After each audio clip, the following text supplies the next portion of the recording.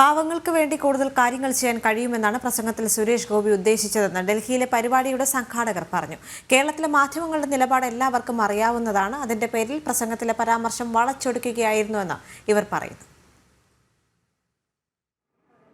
നമുക്ക് ഒന്നോ രണ്ടോ മീഡിയ ഒഴികെ ബാക്കിയുള്ളവരുടെ സ്റ്റാൻഡ് നമുക്ക് വ്യക്തമാണ്. കേരളത്തിലെ ജനങ്ങൾക്കും അതറിയാം. അത് കാരണം അതിൽ കൂടുതൽ പറയേണ്ട ആവശ്യമില്ല. സുരേഷ് ഗോപിജി ഉദ്ദേശിച്ചതും പറഞ്ഞതും അങ്ങേര് സ്വയം ആഗ്രഹിച്ചതാണ് ട്രൈബൽ മിനിസ്റ്റർ ആവാൻ.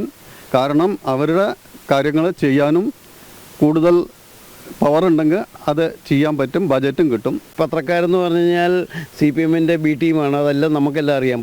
അദ്ദേഹം ഇത് കഴിഞ്ഞിട്ട് ഇറങ്ങി വരുന്ന സമയത്ത് പ്രസ് കോൺഫറൻസിന് വേണ്ടി അവരെല്ലാം റെഡി ആയിട്ട് നിന്നു. പുള്ളി പറഞ്ഞു, എനിക്ക് നിങ്ങളോടൊന്നും സംസാരിക്കാനില്ല, എന്തെങ്കിലും പറഞ്ഞു കഴിഞ്ഞാൽ നിങ്ങൾ വളച്ചൊടിച്ച് വേറെ രീതിയിലാക്കുക, എന്നിട്ട് തന്നെ ഇങ്ങനെ അനുഭവം കിട്ടിയത് എന്ന് പറഞ്ഞിട്ടാണ് പുള്ളി അവിടെ നിന്ന് തിരിഞ്ഞത്. പുള്ളിയുടെ അഭിപ്രായം പറഞ്ഞല്ല, പാർട്ടിയുടെ അഭിപ്രായം അങ്ങനെയല്ല, അങ്ങനെ ആയാൽ കൊള്ളാമെന്നാണ് പറഞ്ഞത്.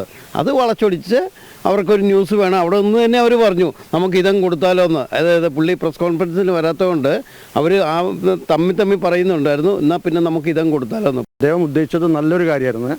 പാവങ്ങൾക്ക് വേണ്ടി അദ്ദേഹത്തിന് ഒരുപാട് കാര്യങ്ങൾ ചെയ്യണം. അപ്പോൾ ഒരു SC ST അല്ലാത്ത ഒരാളെ ആ മിനിസ്റ്റർ ആയിക്കൊണ്ട് അദ്ദേഹം പഠിച്ച കാര്യമാണത്. അപ്പോൾ അദ്ദേഹത്തിന് ചെയ്യാൻ പറ്റും.